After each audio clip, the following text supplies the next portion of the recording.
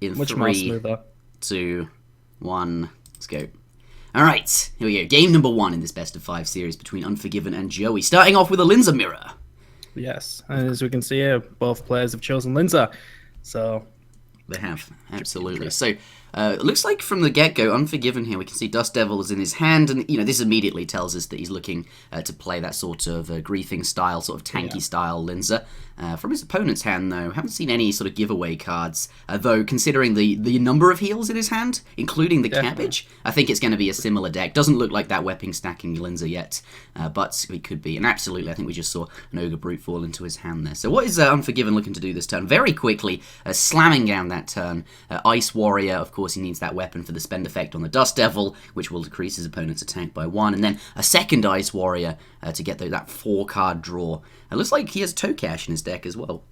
he does indeed, yes. It's an interesting deck. It looks like Unforgiving's going for more of an aggressive Linza, whereas Joey's Linza seems to be quite geared for the final fight with the fishing trawlers, the cabbages, and every other heal we've seen so far. Yeah, Ogre Brutes, Dust Devils. It could be that. Also has Ferns in there, so maybe looking to try and get some damage in before the final fight as well. But absolutely. Let's take a look at their timelines then, see what's going down. This is going to hurt. He's going to take 7 damage off that Krasian Warrior there because he's going to have, 1 less attack. Goblin Raider also going to take 2 off of that.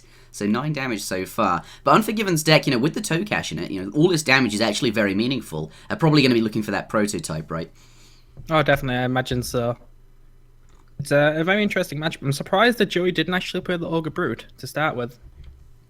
Yeah, if he'd played that, these Ice Warriors would have absolutely, humongous amounts of damage. They have 4 HP and 3 attack. You'd have to hit them each 4 times, so that's, 9 from each, and then there's an Ice Warrior at the end. I believe the Dust Devil still would have resolved because, you have enough durability. The Ice Warrior weapon is pretty big, but, I think, there's been quite a lot of damage, so you're surprised to not see that as well, actually, now that you mention it. Yeah, that's very true. I mean, he would have took a hit most likely from the craft as well, which is another 5. Would have been even 2. And he wouldn't have been able to get that weapon off as well, I don't believe. Yeah, perhaps though he was concerned about his HP. I mean, he did have a Krasian Warrior and coming up in that turn, and if he'd played an Ogre Brute as well, he would have taken, considering Unforgiven's going first, could do the same thing. It does do 6 damage to you. We'll see if he if he's looking to play that this turn, but, had the priority of getting that fishing trawler out. Now it's 3 monkfish, in his hand. So is either anticipating something aggressive or is wanting to play safe and get these monkfish down. So chapter 2 here. What do we see? Let's take a look. Ooh. We see the double KBG agent in Joey's hand, which is quite interesting. Yeah, I think, looking for a final fight perhaps then. Doesn't want to lay them down yet, doesn't want to discard the monkfish. Perhaps there's other things he wants to keep. Does lay 1 down. Of course, he has lost 1 attack, so he probably wants to get that back. But the KGP agents, also going to be very good in the final chapter, right, where you can lay them down. The cards don't matter anymore. It's the final chapter. You won't be needing them. And then get that attack up for that final fight. Does choose to play the Ogre Brute this time around. I think that's a smart move. It will reduce Unforgiving's attack down to 1. Yeah, it's only 2 because of his KBG agent coming in there. Let's take a look at his turn there. That Dagannoth Fledgling, though he looks like Unforgiven is anticipating something. He's getting the KGP agent out early, so that, the Ogre Brute there isn't actually going to affect it. And because actually the Ogre Brute, coming in slot 3 is also, going to make it so that it's not going to be as effective this chapter. Certainly Unforgiven will have lost the attack, but this chapter, not going to be taking any extra damage, but, I kind of understand his decision here, because he has already lost 1 attack. He doesn't want to take too much more damage, so get these KGP agent attack up first so he takes minimal damage from the Ogre Brute. But I always like seeing Ogre Brute at the start of the chapter, right? It feels so much better there. Yeah, I completely agree. I mean, it has its potential at the start of the chapter to maximize as much damage, whereas midway, not so much, and your opponent then does have the knowledge going through to the next chapter with his 1 less attack. Yeah, but still can't argue with his decision there to hit the Ogre Brute. Does minimise the damage income and, putting down Unforgiven back down to 1 less attack. But going into chapter 3 we are now, and both players on this... No, it looks like actually Joey's 1 attack up on his opponent. He is, yes, but I think we've seen Unforgiving holding a Dust Devil as well in his hand, so that may resolve quite quickly. That's absolutely true, and of course, Unforgiven has full life and 5 armor. You can't really argue with that. Let's take a look at what he draws here. This hand doesn't look too good at the moment, but of course 3 new cards. In fact, hands don't look too good for either players, just weapons that aren't particularly useful and other cards that you can't really play right now. Does find the repurpose. He's holding that 1/1 weapon. Unforgiven going to be pretty happy about that. Of course, going to get that 10 armor. It's Goblin Raider into... Go ahead. I was going to say, it looks like he's going for the double repurpose there as well. So he's stacking his armor up quite well. 22 armor off 3 cards. Like, that's a silly amount of life. And then the Drunken Dwarf at the end there just to get rid of it because, you know, it's finding it hard to find a slot there. Let's take a... What? I'm not sure. Like, you could put the Drunken Dwarf just before the... you know, just after, sorry, the Goblin Raider here. But, you know, really wouldn't make any difference because he's at full life. Maybe he anticipates taking some form of health damage. I doubt it against a Linza. But either way, you know, was unlikely to ever find a use for that Drunken Dwarf. But looks like the Dust Devil... is going to be affecting Unforgiven. There goes down to 2 attack. Oh, sorry, 1 attack. That, you know, is only on 2 because of that weapon, right? Indeed, and I believe Unforgiven's already used one of his KBG agents as well, hasn't he? Yeah, he has. Yeah, he did. He did it on the previous chapter, and then it got on the same chapter. The Ogre Brute took his attack back down to 2. So 1 attack versus his opponent on 3 attack. You know, if this was, you know, chapter 5, this is, despite the health deficit, still, you know, favourable odds for Joey there. I know Unforgiven is, like, stacking armor like crazy, but, yeah, it's 3 attack is a lot in the final fall. If he has to find a way to, you know, reduce his opponent's attack down or get his own back up again, and he's going to have to do that soon. Ooh, that was a pretty bad draw for Unforgiving. Yeah, what's he going to do here? Oh, he'd take 10 damage from that Sergeant Slimetoes, and then the weapon isn't very useful. He's going to equip it anyway, and, you know, just to play it and to have that ready for the next chapter. Of course, going first, he has the flexibility to at least get 1 durability use out of it before any sort of griefing comes down. Let's switch over to Joey and see what his turn is looking like. Looks like Joey's preparing another Troller just in case. So that'll... Oh, he's considering it. Yeah, and at this point, you know, that would make sense, right? When you've got really high attack, and compared to your opponent at least, you want to get your health back up. Your opponent's at full life. Really doesn't matter if you heal them with your Monkfish. Wants to get back up to full life and maximize his odds. Because at this point, it is quite clear that both players' strategies are heavily revolved around winning in the final fight. By the looks of it, you know, both decks have an absolutely huge amount of healing in them, and definitely, I think that is, you know, these decks were probably prepared, you know, were designed to be good against aggressive decks like Ariane and Ozan, but not me. Yeah, definitely. It's an interesting matchup for sure. We're definitely gonna see this go into the final fight, but it all depends on how much AP they can stack before the end of it. Well, yeah, that's what's going to make you most competitive there. But, you know, Unforgiven sitting on 10 gold. He does have the potential to buy a weapon, should there be any in his deck. We haven't seen any come out of him, but, you know, not true for Joey. He doesn't have any gold at the moment, and by the looks of it, this deck doesn't really generate much gold at all, you know, considering on Chapter 5, and the most expensive thing he's bought is an adamant armor. It does look like... This is Chapter 5. We do not find the weapon, though, for Unforgiven, and he's on 1 attack, no base improvement, and honestly, I don't think, you know, yes, he has a lot of armor, but I don't think it's going to cut it. No, by the looks of it, with Joey going in with a repurpose and... just nothing but heals. Oh my god, those heals. Yeah, what do you think of the playing Ogre Brute at the start of the chapter into repurpose into double Monkfish? I don't know, your opponent's at 1 attack, so you'd have to... It's a risky call. I don't think it's worth that extra 6 damage plus the damage you're going to take off the Ogre Brute. I don't think it would be worth it. True, I get you do lose your armor. Just fine. Yeah, repurposed is good. You would lose the armor, you're absolutely right, but you know, you do run... I think KGP Agent was fairly likely to come out, so I can see merit in the play, but yeah, I think, you know, not playing it also... You know, and clearly that was the thing to do in this case. There was no KGP Agent, so that Ogre Brute would have been useless and meaningless. But he's going to take 10 damage. Actually, that's not true. He has the weapon, so he's actually going to only take... 4 damage and then gain 2 armor. So gets that 3-2 weapon, absolutely the right call, wants to bring that weapon into the final fight, but I don't know if it's going to cut it. I really don't. Look, he's like, Joey has stacked up a lot of armor, is back to full life, and has much higher base attack. In fact, it's 300% higher. Now exactly. Now the weapon's gone. It's basically 3 hits of Unforgiving as one of Joey's. Yes. And if you do this quick calculations, there's not enough health to support that. So going off this, Joey takes round 1. Yeah, wet noodle fight incoming. But I think with that 10 gold there, Unforgiven was hoping to draw something like a Tetsu Katana or even a Chaotic Longsword, and if he'd found that, that really would have given him the edge, and he possibly would have just taken this game straight up. Definitely. But not enabling to to use that gold. And I'm curious to know how many weapons are in his deck. Certainly, I run. I think I sometimes I have ran 2 Tetsu Katanas in the past to avoid exactly this happening. But you know, the problem with that is Tetsu Katana is an unplayable brick at any other time in the game, and having 2 of them in your deck is not desirable. But I think, a fairly, I'm reluctant to say unexpected result, but certainly I think, the player is not quite so much the favourite to go through. Getting the first victory in this series here, so Unforgiven, this could shape up this series.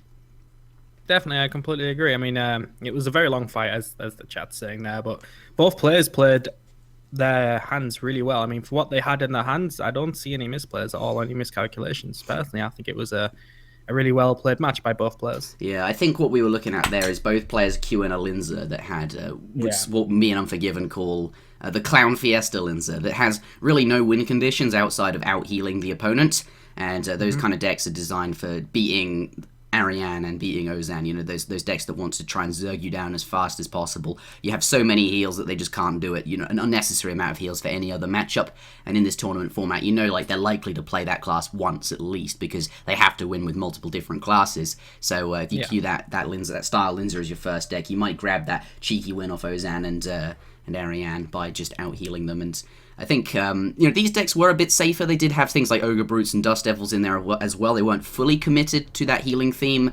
They had these other ways to try and at least favour their odds in the final fight. But I think ultimately no weapon coming out for Unforgiven, and that low base attack losing him the game there. I mean, if you're looking at Unforgiven's players, he also held on to a 2 cash for quite some time as well. So he did, that's a good point. It does indicate that his deck was quite aggressive as well. So we may have seen some high-leveled weapons in there, maybe even a prototype if he had it. Yeah, he just didn't draw it. I think so as well. I think prototype is a good shout. It absolutely was in there. There's really no other way to activate it now that it says lose weapon on Tokash, and that's 20 not 20. I think it's like 16 burst damage, something like that. You've got 2 base attack, presumably plus 6 is 8 times 2 is 16. So 16 burst damage off the Tokash.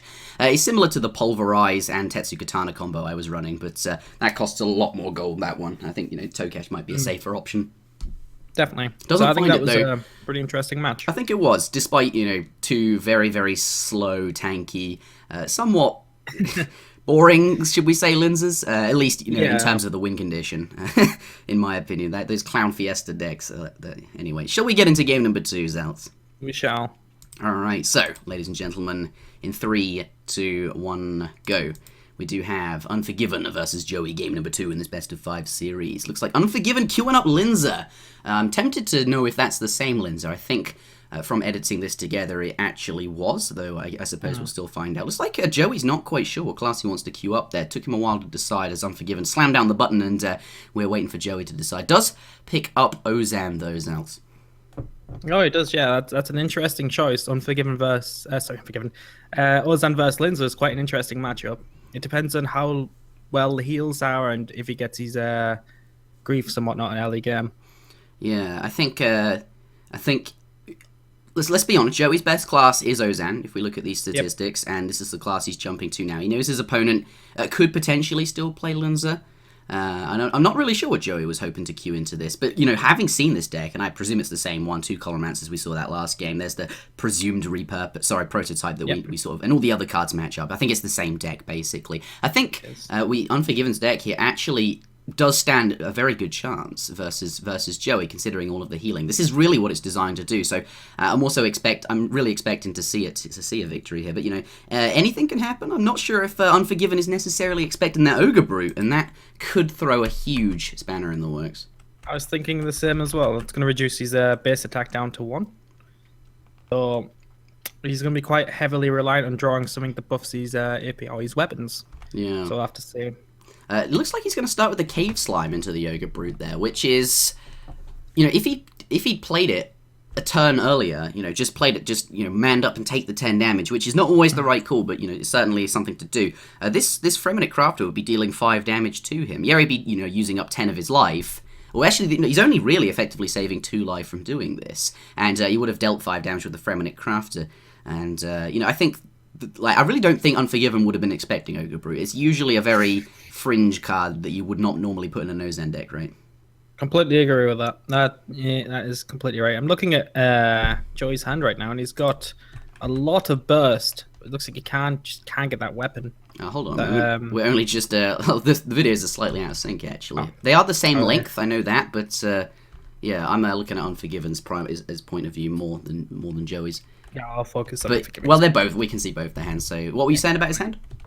I was saying he's got that D-log in there with the two wildernesses, but sadly he didn't draw enough gold to get it. Yeah, that's true. Shame. Looks like he's going to play a wilderness anyway with his... he has got a 3-1 weapon that obviously carried through from the last chapter.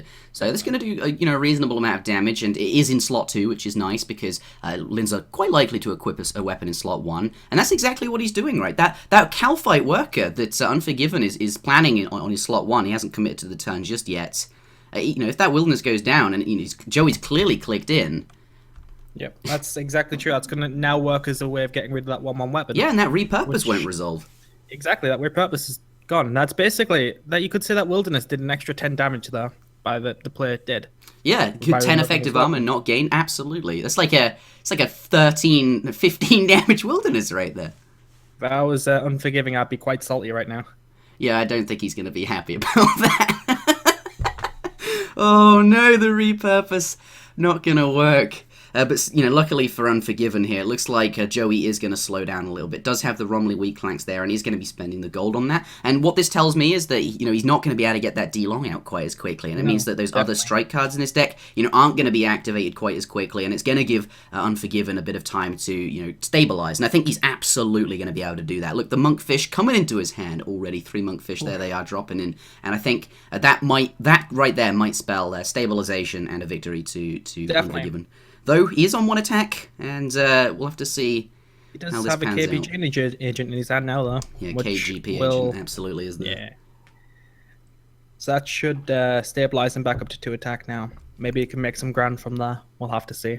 We will. Let's see what draws they get. So 3 new cards for each player. I think these, are very important for Joey. Just a D-Long and a safe spot. What was it, safe spot? Let's switch over to his perspective, shall we?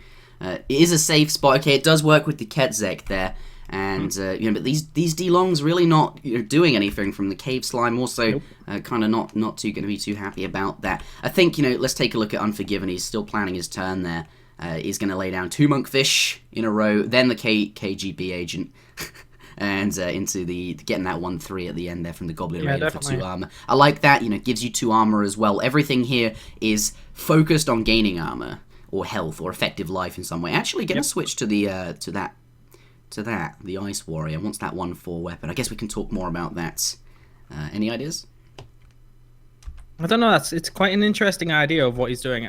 Given his hand, he might be going for a Dust Devil straight off next turn. Yeah, I think so as well. I think it's safer with the Dust Devil, right? Because if there is another Ogre Brute, you're gonna be able to dodge that with the with the 1/3 weapon. That's not enough durability to kill a creature when you have 1 attack. But he is going first, so it's still not really a problem, because unless there was I guess an Ogre Brute this chapter, but I doubt he would have played that, Joey, because he is on 1 attack anyway. Count Draenor does leave the hand, very sad from that discard. Does. I think right now, though, Unforgiving has huge potential to stabilize and take this game, based on the fact of what Joey has in his hand is just 2 D-Longs, which is basically dead draw unless he gets cold. Yeah, 2 D-Longs is, yeah, exactly that. He needs the gold. He has to find that. And even then, the D-Longs are conditional. They're only really useful if you find strikes or big creatures that you want to kill with them. So let's take a look at what he draws. I haven't seen Joey's hand just yet. It's about to drop in on the perspective I'm looking at. Yeah.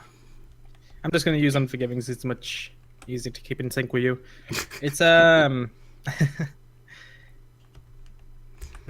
Yeah. But yeah, there we go. There's the Dust Devil on turn 1, as said there, followed by a Monkfish. Hold on a moment. Take a look at that perspective. We've got Joey's locked in with a Skeleton Champion, and he's going to be on 1 attack. Oh. Hold on a moment. I think that's actually straight up winning them the game there.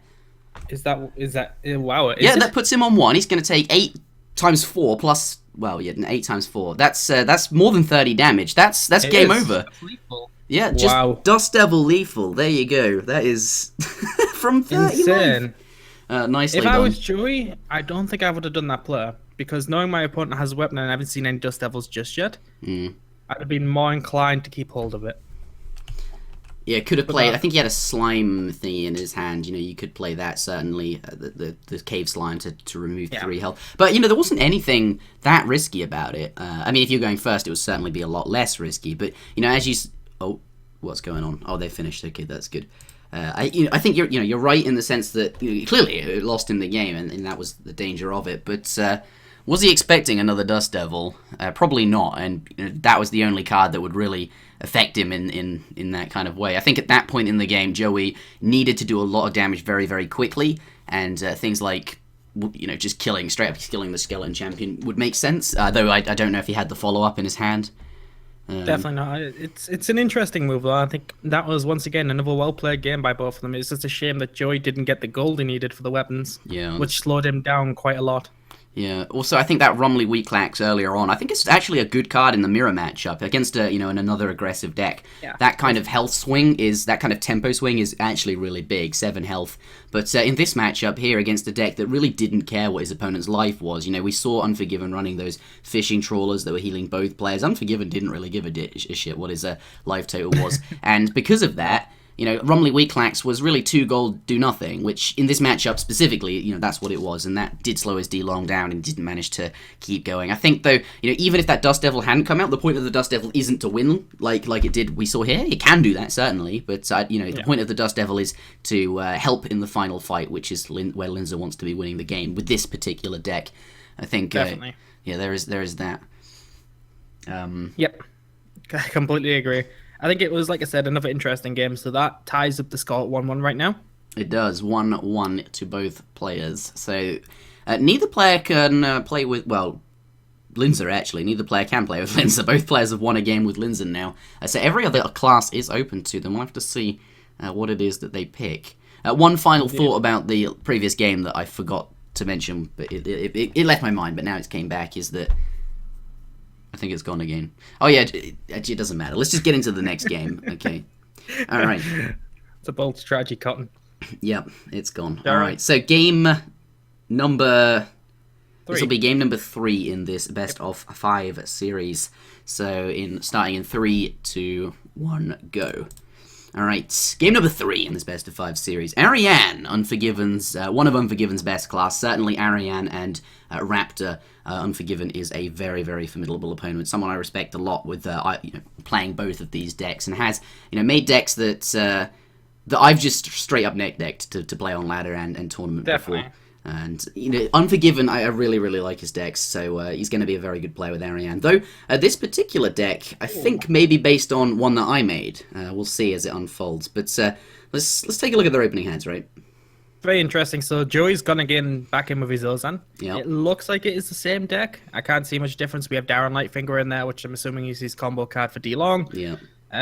He's got his snapshots. Ooh, there's the Skeleton Warrior there as well. Yeah, Skeleton Champion. It does come. He has got that. I think it is the same deck. You're right, and I like Unforgiven's mulligan choices here. It does get rid of those really big, creatures with 10-ish health that he doesn't really want in this matchup. You can't kill them without stuff like Enfeeble, without Sergeant Slimetoes. It does get the Haunted Souls here, which are safer to kill. They certainly do a lot less damage to you, and in this aggressive matchup, both players are playing aggressively. You want to conserve as much life as possible. You can't really be face tanking an Infernal Mage on Chapter 1, and you would do that in some matchups, but certainly not this one. That'd really be a big setback. Well, 16. Speaking of face tanking creatures, though, wow, that is massive. You gotta keep in mind he's going against an Ariane that focuses on health damage as well. That's why we see him playing the Rumley Weaklax at the end. Yeah, it's a bold strategy to say the least. I mean, it really is. I'm not sure it was in his hand, but maybe he didn't have any other options. Either way, though, it does a lot of damage very quickly, but considering the damage he's taken, he's just sped up Ariane's whole agenda, and I don't think Unforgiven's going to be unhappy about that. Yeah, he's on 4 health as we speak right now. Yeah. I mean, this game might actually finish before the first chapter. It is going to finish. Is. 3 damage there, and then the Wind Surge at the end for 6, and of course that will trigger before that Rumley Weaklax heal comes into play. Oh, and the Rumley Weaklax there is really... Like even if it did trigger, like that Darren Lightfinger it feels almost like it really didn't reach its full potential. It can give you 5 gold, but really only giving him 2. Anyway, there's a quick win there from Unforgiven's Ariane. Yeah, I think largely carried by Joey's decision to take 16 damage on Chapter 1, right? Yes, exactly. Joey took that 16 on Chapter 1, which, given his hand situation, I can somewhat understand that. He didn't get any cave slimes or safe spots, so he couldn't exactly kill the Skeletal Champion for free. And if you're going against an Ariane deck like this, you kind of need to do damage quickly, because these kind of Ariane decks generally kill you by the end of Chapter 2. So you have until then to burst them down as well, and given his Ozan deck is quite bursty, it's the only option he had in hand, and I can understand that. Yeah, I think it's a shame it didn't play out for him. Yeah, I like that you mentioned that Ariane currently, or at least the deck that I've been playing on ladder, does like to win. Ideally on Chapter 1, doesn't often happen at all. But Chapter 2, and especially in the aggressive matchup, it is Chapter 2 and Chapter 3 where a player will die. In other matchups, not always the case, but certainly in that one. Yeah, if your hand's not bad, I understand why you'd play the Skeleton Champion there, but it's a big risk taking 16 damage in slot 1, Chapter 1, just to deal 5 and get that weapon. Against a class that doesn't care what your health is, that's okay, but against Ariana, it was a risk. Unfortunately, did not pay off, and that does conclude game number 3 in Unforgiven's favor. The score is currently 2-1 to Unforgiven. I wonder if it would have been worthwhile to play the Darren Lightfinger on Chapter 2, and then played Romney on Chapter 3, then snapshotted on the final chapter. That may have... Do you mean slots, not chapters? Yeah, slots. Sorry, chapter slots, yeah. It may have allowed him to survive to the next chapter, but given that Unforgiving was going first, I don't think it would have done much. Yeah, but that is, a quick win to Unforgiven there, I suppose. Not much more to say about that. Shall we head into the next one? Yep. All right. Game number 4 in this series. This is match point to Unforgiven. Should he take this win, he will, of course, progress to the diamond brackets. Currently, he can no longer play as Linza or Ariane, so here we're going to be expecting an Ozan or a Raptor coming out of Unforgiven. Which of those do you think, Zelks? I'm actually going to go with Raptor. Yeah, I think so too. Just for the sake that I've seen Unforgiven play quite a bit of Raptor in casual. Yeah. I have a feeling he may run something like Corp Raptor, or even the new Strike Raptor that's coming around, or even a tanky Raptor. You've seen him, but I don't think he'll go Ozan. Given Ozan's nerfs right now, I just don't see it being a viable thing for Unforgiving. Plus, he's got the highest win rate in Raptor. Yeah. So you say you've seen a lot of you've seen a lot of Unforgiven playing Raptor in casual. I've seen him playing a lot of Raptor in ranked as well. I wonder why. Yeah, and these stats are based exclusively on ranked play. Casual wins and losses are not incorporated in here. And look at that 62% wins with 532 games. Unforgiven knows what he's doing. I suspect we'll see a Raptor here. And for Joey, I'm not so sure. He has an option of 3 different legends. So we shall see. Maybe he'll queue right back up with that Ozan, of course. That is his most experienced class that he has the highest win rate with. We'll have to see. We're going to see right now, though, getting into game number 4 in 3, 2, 1, 0. All right, game number 4 in this best of 5 series here. Looks like I had to edit it in the opening hands right away because there was a problem with the video, so that that was the result of it. We didn't get to see them draw their cards. Joey's gunning Ariane, and actually, as said, Unforgiven's gone for his Raptor.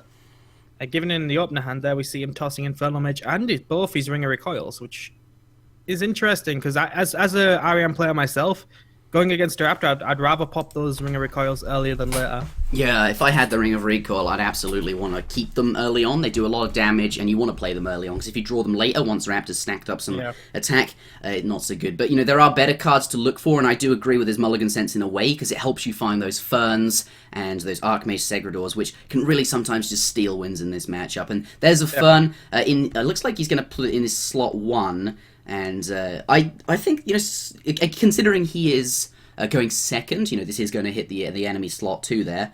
It's going to be quite good versus the Slime Toast. But imagine if he'd placed it 1 card up, could have hit that Krasium Warrior. Slot 2 and 3 is really that sweet spot, right, against Raptor. Would have used both his weapon charges as well, wouldn't it, with the +4? Yeah, that's true. He would have lost his Slime Tones as well. That would have been, and 7 damage. It would have been so good if he'd hit that. Get rid of that durability. And, that's really where you want. You don't really want to be aiming for your opponent's slot 1 because of KGP agent. It's often a thing that ends up there. Joey didn't do that at all. No, Joey did aim for slot 2. Slot 2 and 3 are the ones there. But that is what happened, and looks like he's going to be playing, of course, one attack Raptor. One attack Raptor. That would be a terrible deck. One attack Ariane. Wind Surge and Enfeeble there, going to be pretty happy about the Wind Surge. Sadly does not have any gold to cast it with though, but going into Chapter 2 against a Raptor with 26 HP, this is not the best of starts, but with 2 Wind Surges in hand and an Archmage Segrador, could be okay. He needs to draw the gold though, can he do it? That is the question. Oh, have we already seen the draws? Well, I'll switch back to this perspective where we haven't seen the draws. Ooh, Skeleton Peon. Infernal Mage. Yes, in Feeble Infernal Mage. He can play that for the gold. And then, do you double Wind Surge? Strike as well. Yeah, I would double Wind Surge here. You need to burst this raptor down. The longer you leave it, the worse it's going to get. Yeah, I mean, the other consideration, I suppose, is the Wizard Mind Bomb to get, set up for the later chapters. But that, do you really need those resources? That is the question. What do you think, Zealous? I'd have to say you do. I mean, if you look at Unforgiving's turn as well, he's overloading the entire chapter, which is a scary thought going against an Ariane. I didn't see his hand. I was too focused on whether or not Joey would draw gold. What did he have? He was hand locked. He had only, I think he could only play Senator. He had Corp Beast in his hand and everything else. So it is a Corp Raptor. No, it's Corp Raptor. Yes, it is a Corp Raptor. Yeah, I think these games were played just after the Fishing Trawler nerfs, so that sort of meta was still existing around then. Corp Raptor is still seeing some play, but not as much as it used to.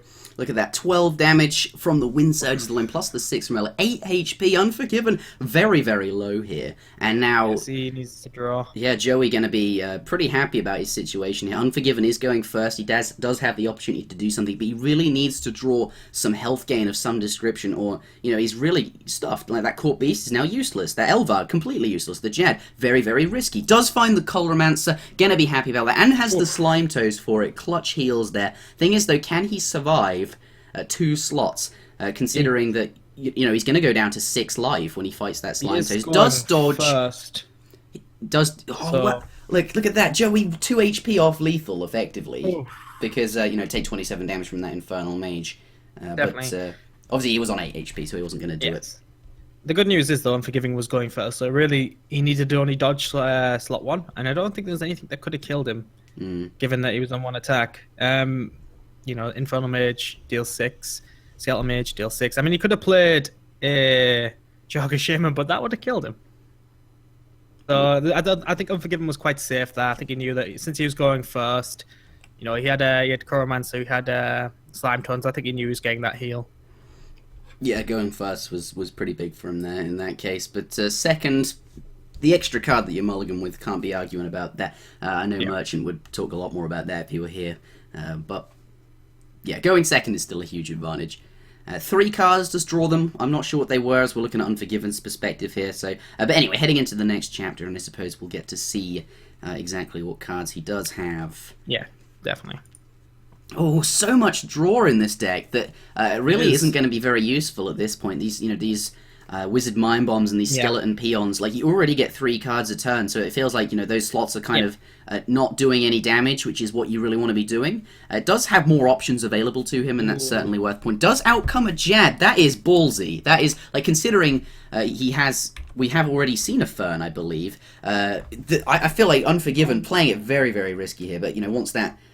I guess, but still, this is a. If that Fern was 1 slot before, if he'd done 1 slot before, it would have been game. It would have been. But that 8 damage is. I understand why he didn't, because 8 damage is quite a considerable amount. It's just a shame that he didn't go for it in the end. He wanted that 3/1 weapon off the spider to conserve his life.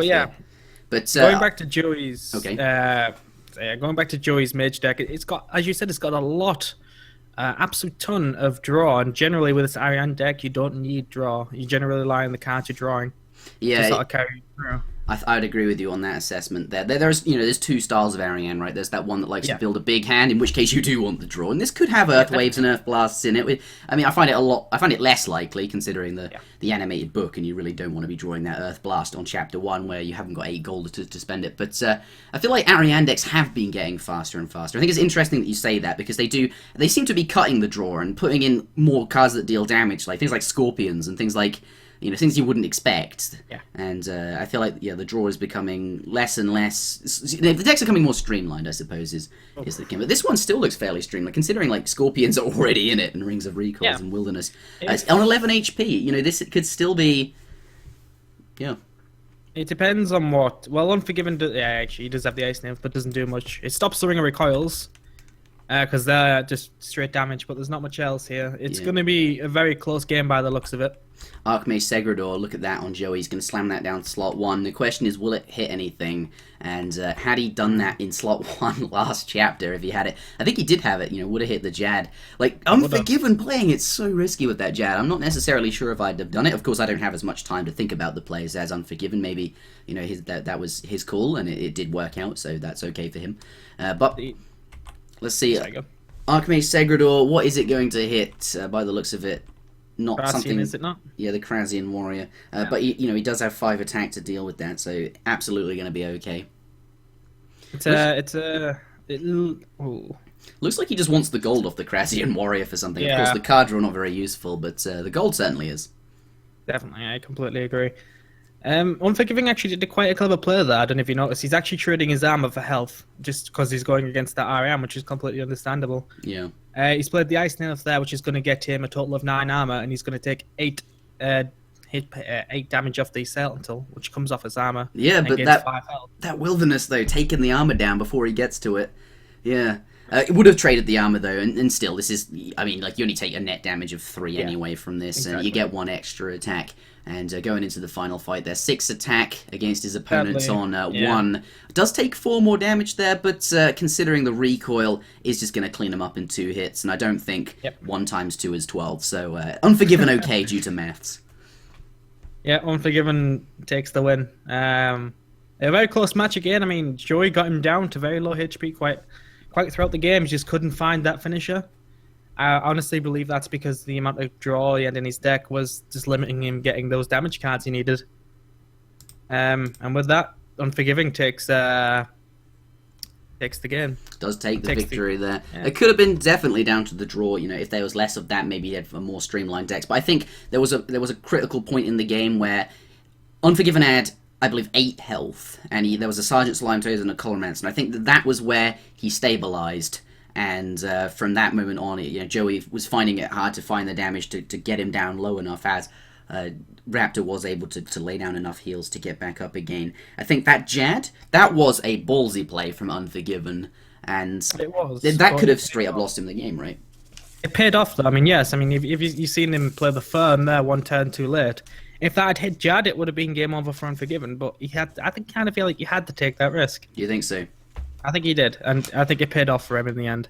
Yeah, well, calculated if it was, because 15 damage from a potential griefed Jad is not funny, especially in a tournament game. So that does count. It does. That gives, I believe, I think that's the series, isn't it? Yeah, that's a series from Unforgiven, 3-1. He takes it and advances on to the Diamond bracket, which is the quarterfinals, not the semis. Just pointing that out now. Yeah, we do know. Yep. So if I show the brackets on stream, it looks like Unforgiven beats Uzalx in the Emerald brackets there. Progressed forward to where he is here versus Joey, and is now at the final in his bracket, top of his bracket. And yes, as you mentioned, we're moving to the round of 8, the semifinals, that's where maybe he'll be playing. It's potentially Crazy Helm, I think. Yep, Unforgiving has done really well. I've got to give him his credit there. He's gone through some tough opponents, and he's made his way to the semi-finals now, which we will play against Captain Meta or Crazy Helm, depending on how their matchup goes. Yeah, and that matchup is coming on later today. That'll be an interesting one to watch. But me and Zalx are going to be taking a quick break before we come back with the next series. This is the first of 4 series today, so go and grab yourself a cup of tea, coffee, a drink, whatever